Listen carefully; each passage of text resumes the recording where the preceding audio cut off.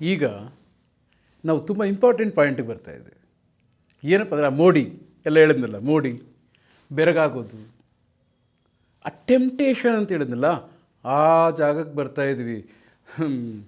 ಇದರಲ್ಲಿ ಸ್ವಲ್ಪ ನಮ್ಮ ಗೌರ್ಮೆಂಟ್ ಅವ್ರು ಕೇಳ್ತಾರೆ, ಡಿಸ್ಕ್ಲೈಮರ್ ಹಾಕಪ್ಪ, ಎಲ್ಲರಿಗೂ ನಿನ್ನ ಮಾತು ಕೇಳಲ್ಲ, ಸ್ವಲ್ಪ ಜನ ಕೇಳ್ತಾರೆ, ಸ್ವಲ್ಪ ಜನ ಕೇಳಲ್ಲ, ಅವ್ರ ಜೀವನಕ್ಕೆ ಇವನ್ನ ಹಾಳು ಮಾಡಿಬಿಟ್ಯಾ ಅಂದ್ಬಿಟ್ಟು ಈ ಡಿಸ್ಕ್ಲೈಮರ್. ಏನಪ್ಪ ಇದು?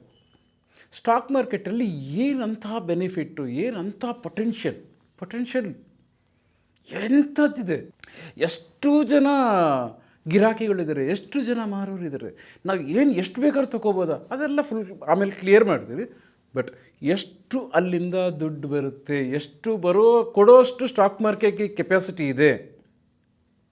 ಸ್ಟಾಕ್ ಮಾರ್ಕೆಟಿಂದ ಟ್ರೇಡಿಂಗ್ ಮಾಡಿ ಬೇರೆ ಯಾರೂ ಕೊಡಲ್ಲ. ಸ್ಟಾಕ್ ಮಾರ್ಕೆಟಿಗೆ ಎಷ್ಟು ಕೆಪಾಸಿಟಿ ಇದೆ ಕೊಡೋದಕ್ಕೆ ಅನ್ನೋದು ಸಣ್ಣದಾಗಿ ನೋಡೋಣ. ಅದನ್ನು ನೋಡೋಕ್ಕೆ ಮುಂಚೆ ಒಂದು ನಾವು ಯಾರು ಅಂತ ತಿಳ್ಕೊಳ್ಳೋಣ.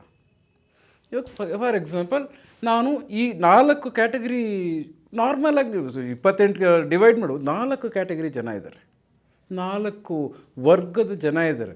ಅದರಲ್ಲಿ ನಾವು ಯಾವ ಕ್ಯಾಟಗರಿಗೆ ಸೇರ್ತೀವಿ ಅನ್ನೋದು ನಮಗೆ ಗೊತ್ತಿರುತ್ತೆ. ಇದು ಒಂಥರ ನಿಧಿ ಸಿಕ್ಕಿದ್ರೆ ಏನು ಮಾಡ್ತೀವಿ, ಜನ ಏನು ಮಾಡ್ತಾರೆ, ಹಾಯ್ ನನಗೆ ನಿಧಿ ಸಿಕ್ಬಿಟ್ರೆ ಸಾಕು ಅಂತ ಕಾಯೋರು ಇದ್ದಾರೆ. ಸಿಕ್ಕರೆ ಅದಕ್ಕೆ ಅದನ್ನು ಗೌರ್ಮೆಂಟ್ಗೆ ಒಪ್ಸೋರು ಇದ್ದಾರೆ. ಈ ಥರ 2 ಕ್ಯಾಟಗರಿ. ಇನ್ನೊಂದು 2 ಕ್ಯಾಟಗರಿ ಇರುತ್ತೆ, ಹುಡ್ಕೋದು, ಕಾಯೋದು, ಈ ಥರದ್ದೆಲ್ಲ ಇರುತ್ತೆ. ಅದರಲ್ಲಿ ನಾವು ಯಾವ ಕ್ಯಾಟಗರಿ ಅಂತ ತಿಳ್ಕೊಳ್ಳೋಕ್ಕೆ ಒಂದು ಸಣ್ಣ ಎಕ್ಸಾಂಪಲ್ ಏನಪ್ಪ ಅಂದರೆ, ನೋಡಿ, ಮನುಷ್ಯ ಒಂದು, ಮಂಗ ಅಂದರೆ ಗೊತ್ತಲ್ಲ, ಕಪಿ, ಕೋತಿ, ಮನುಷ್ಯ, ಮಂಗ ಅಂತ ಯೂಸ್ ಮಾಡ್ತೀನಿ. ಸೊ ಈ ಕೋತಿ ಏನು ಮಾಡುತ್ತೆ, ಕೋತಿನೂ ಮನುಷ್ಯನೂ ಇಬ್ಬರೂ ಮರ ಹತ್ತಾರೆ ಅಂತ ಇಟ್ಕೊಳ್ಳೋಣ. ಮರ ಹತ್ಬಿಟ್ಟು ಈ ರೆಂಬೆಯಿಂದ ಇನ್ನೊಂದು ರೆಂಬೆಗೆ ಕೋತಿ ಹೆಂಗೆ ಜಂಪ್ ಮಾಡುತ್ತೆ, ಈ ರೆಂಬೆನ ಇಟ್ಕೊಂಡಿರುತ್ತೆ ಹಿಂಗೆ, ಟಪ್ಪಂತ ಇದನ್ನು ಬಿಟ್ಬಿಟ್ಟು ಅದನ್ನ ಇಟ್ಕೊಳ್ಳುತ್ತೆ ಜಂಪ್ ಮಾಡಿ. ಬಟ್ ಮನುಷ್ಯ ಹಂಗೆ ಮಾಡಿದ್ರೆ ಏನಾಗುತ್ತೆ, ಕೋತಿ ಇರೋ ವೆಯ್ಟ್ ಇಷ್ಟು, ಆ ರೆಂಬೆ ಯಾವುದು, ಆ ಕೋತಿ ಆ ರೆಂಬೆನ ಪಟ್ಟಂತ ಇಟ್ಕೊಳ್ತು ಅಂತ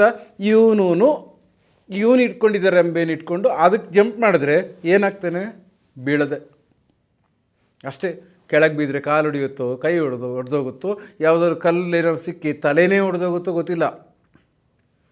ಅಂದರೆ ಮನುಷ್ಯ ಕರೆಕ್ಟಾಗಿ ಏನು ಮಾಡ್ತಾನೆ ಅಂದರೆ, ಬುದ್ಧಿ ಇರೋನು, ತಿಳುವಳಿಕೆ ಇರೋನು ಈ ರೆಂಬೆ ಇಟ್ಕೊಂಡೇ ಇರ್ತಾನೆ. ಆ ಇನ್ನೊಂದು ರೆಂಬೆಗೆ ಹೋಗಬೇಕಾದ್ರೆ ಆ ರೆಂಬೆ ನನ್ನ ಭಾರ ತಡೆಯುತ್ತಾ, ನನ್ನ ಸೇಫಾಗಿ ಉಳಿಸುತ್ತಾ, ಕೆಳಗೆ ಬೀಳದೆ ಇರೋ ಥರ ಅಂತ ನೋಡಿಬಿಟ್ಟು ಅದನ್ನು ಹಿಡ್ಕೊಂಡು ಪರೀಕ್ಷೆ ಮಾಡಿ ಆಮೇಲೆ ಈ ರೆಂಬೆನ ಬಿಟ್ಟು ಅಲ್ಲಿಗೆ ಹೋಗ್ತಾನೆ. ಏನು, ತಿಳುವಳಿಕೆ ಇರೋವಂಥ ಮನುಷ್ಯ. ತಿಳುವಳಿಕೆ ಇಲ್ದಿರೋನೇ ಕಪಿ ಹಂಗೆ ಎಗರ್ತು, ನಾನು ಹಂಗೆ ಎಗರ್ಬಿಡೋಣ ಅಂತ ಎಗ್ರಿ ಎಲ್ಲ ಡಬಲ್ ಡಿಮಿಲ್. ಸ್ಟಾಕ್ ಮಾರ್ಕೆಟೆಲ್ಲ ಹಂಗೇನೆ.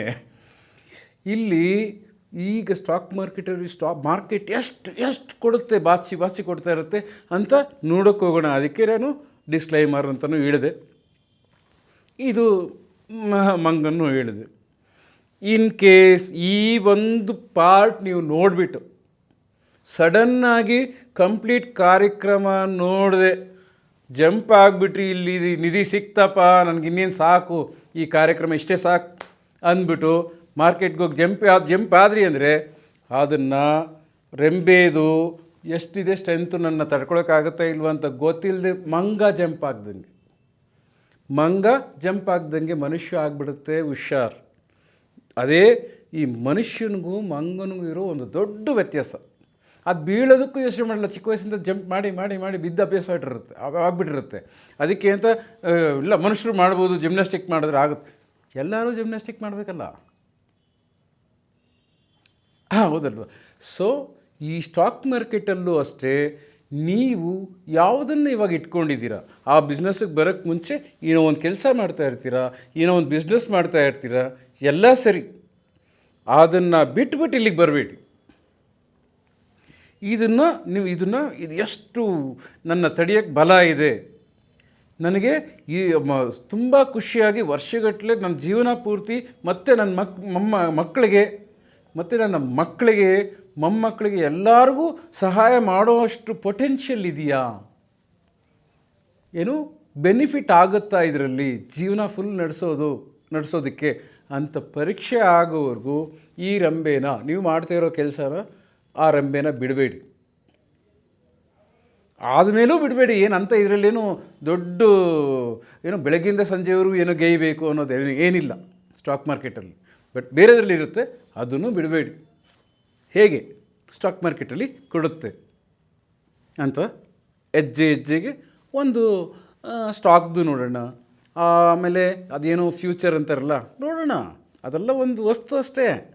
ಆ ಒಂದು ಫ್ಯೂಚರನ್ನು ಹೆಸರಲ್ಲಿ 28 ಡೈವರ್ಟ್ ಮಾಡೋದಕ್ಕೆ ಕತೆಗಳು, ಆ ಕತೆ ಎಲ್ಲ ಬೇಡ. ನೀವು ಬೇಕಾಗಿರೋದು ಒಂದು ವಸ್ತು ಮಾರಾಟ ಮಾಡಿ ಲಾಭ ಮಾಡೋದಕ್ಕೆ, ಕೊಂಡುಕೊಂಡು ಲಾಭ ಮಾಡ್ಕೊಳ್ಳೋಕ್ಕೆ, ಮಾರ್ಕೊಂಡು ಲಾಭ ಮಾಡ್ಕೊಳ್ಳೋಕ್ಕೆ ಇಷ್ಟೇ ಸ್ಟಾಕ್ ಮಾರ್ಕೆಟಲ್ಲಿ.